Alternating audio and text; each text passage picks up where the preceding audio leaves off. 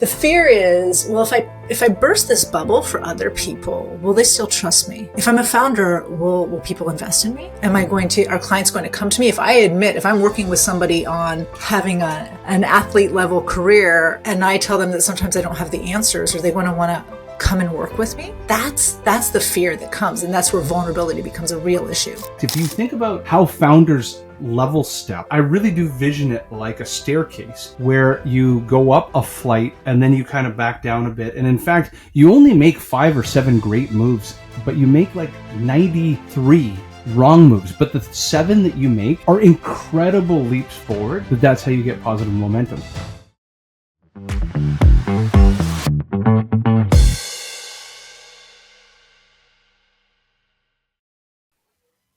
Welcome to Outsource to Profits. I have a fantastic guest, Alessandra. Do you mind describing for the audience, who are you, what do you do, and how you serve the world? Sure. Well, I'm Alessandra Wall. Let's just start there. And I am an advisor and a thought partner to really impressive leaders out in the world who exist in a variety of spaces, from, tech to finance to housing. And what I do is I spend my days talking with them about the things nobody else talks about. I get to spend my days challenging them, making sure that their vision stays as big as it needs to stay. Sometimes I'm the only person who's telling them that they're thinking smaller than they could because they think so much bigger than other people.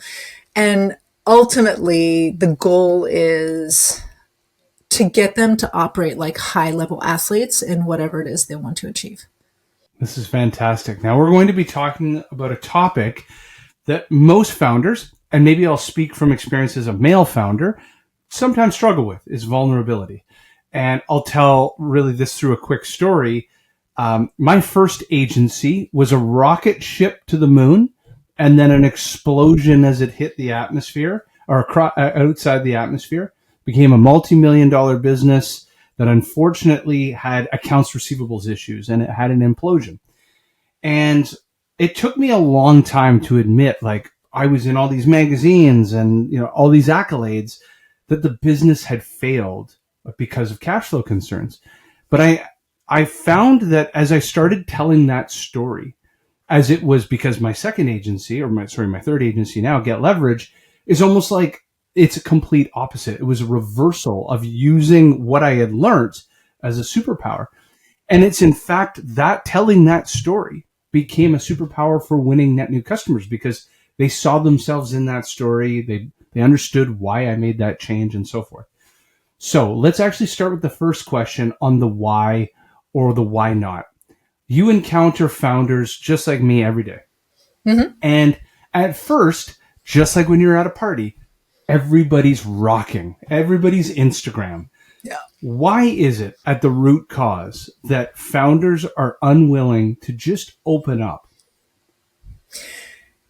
Do you think your story illustrates this actually really, really well? When you are the person everybody looks to as the guy or the gal who has all the answers, who's got it figured out, who's super confident. I mean, think of what it takes to be a founder.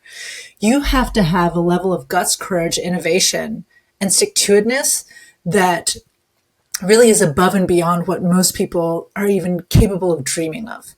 So that's your brand in the world. And to be able to come in and maintain that vision of what other people have of you, and also own the fact that you actually don't have all the answers.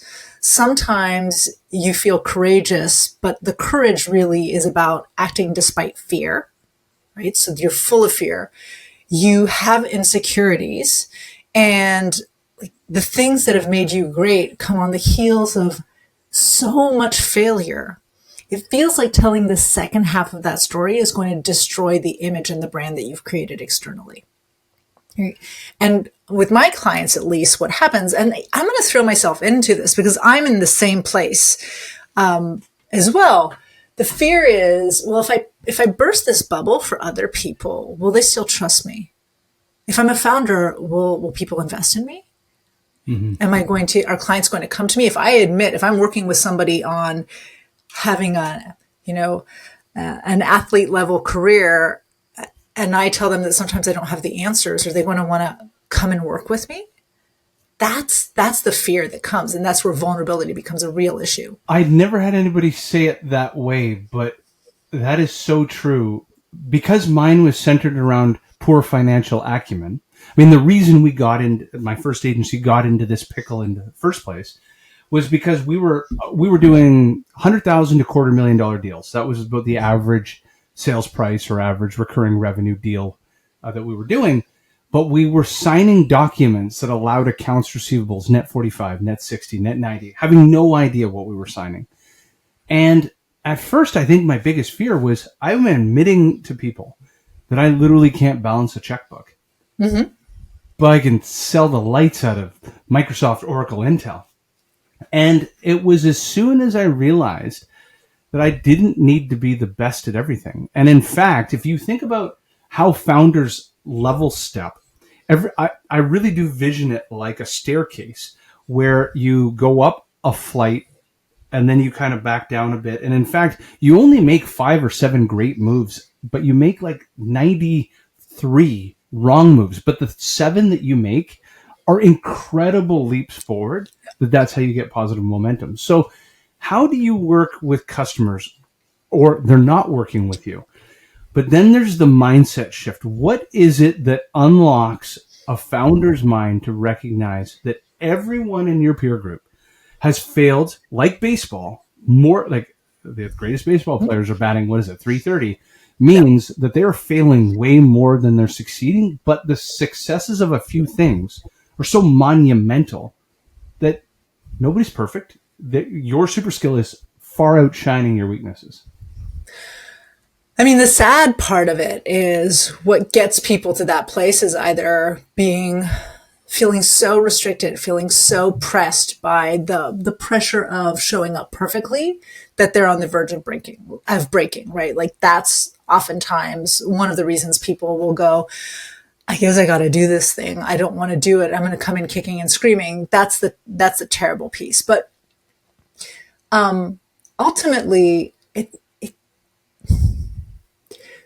if you're lucky enough to be around somebody who either can show you the way, meaning they lead by example, or somebody who you can build trust enough with that they're going to push you, that's the big shift.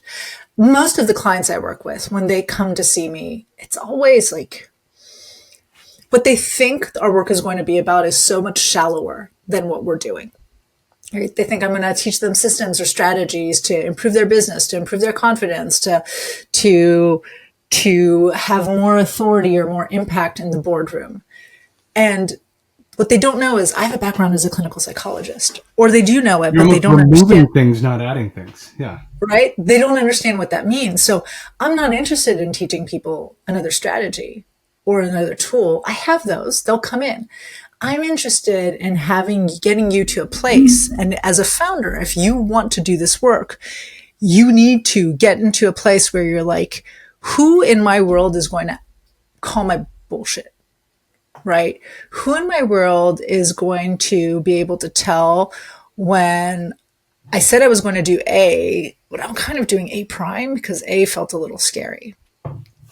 And who am I willing to sit in that place with? And instead of shutting down, I move forward. So you and I, before we started this, we were talking, I have 2 examples of this. I just had a session the other day with a client, and she is amazing at what she does. She has her own business, incredibly profitable, could retire now in her late 40s with no issue.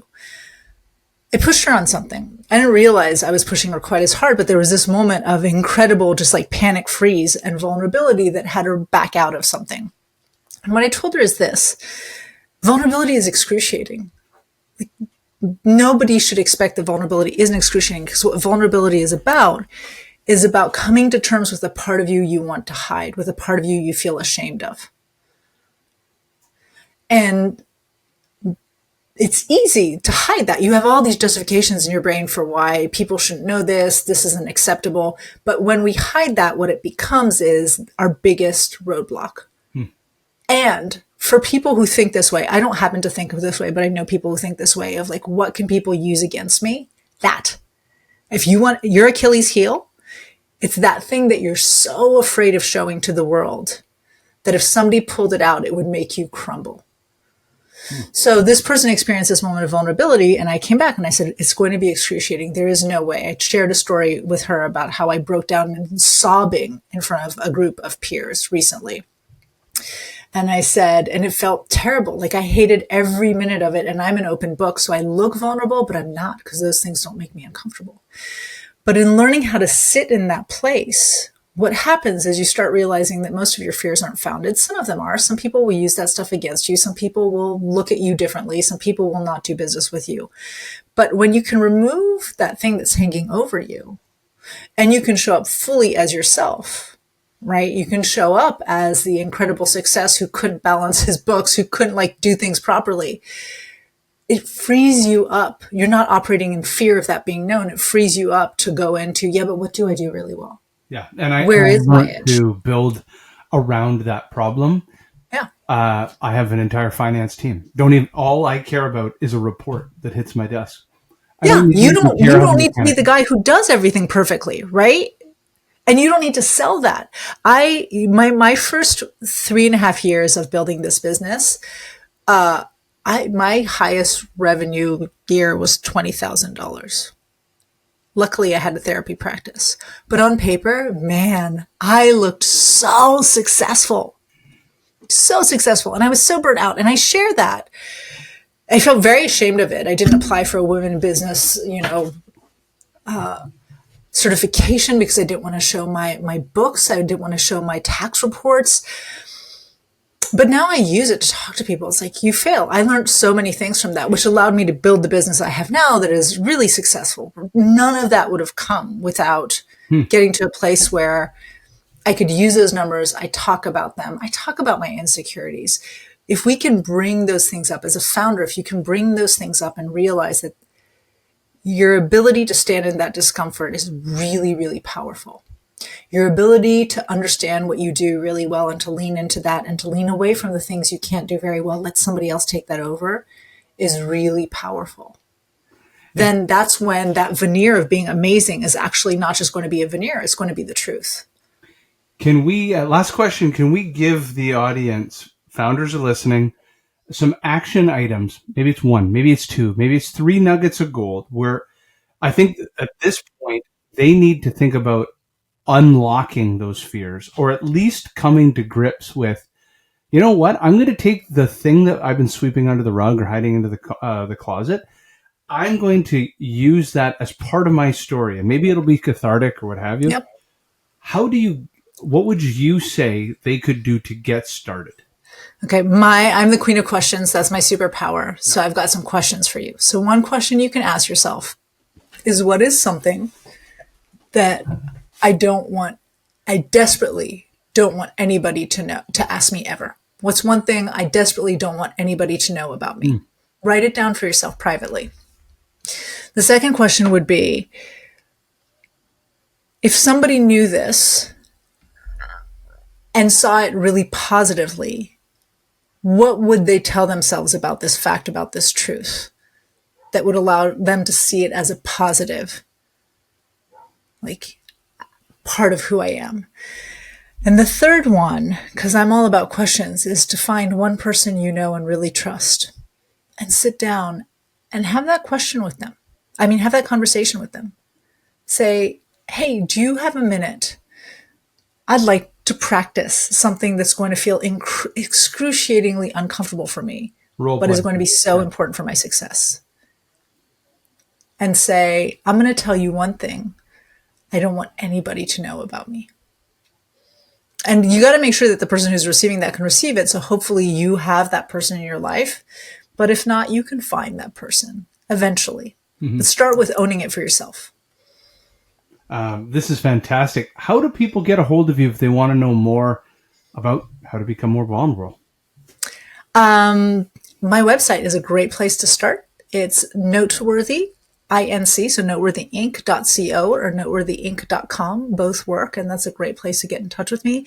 And then I am on LinkedIn. I write multiple times a week, when I'm 5 times a week when I'm on it, and write newsletters. So that's another really good place to get up-to-date information on what's going on in my world and my clients' world and what's top of mind for me.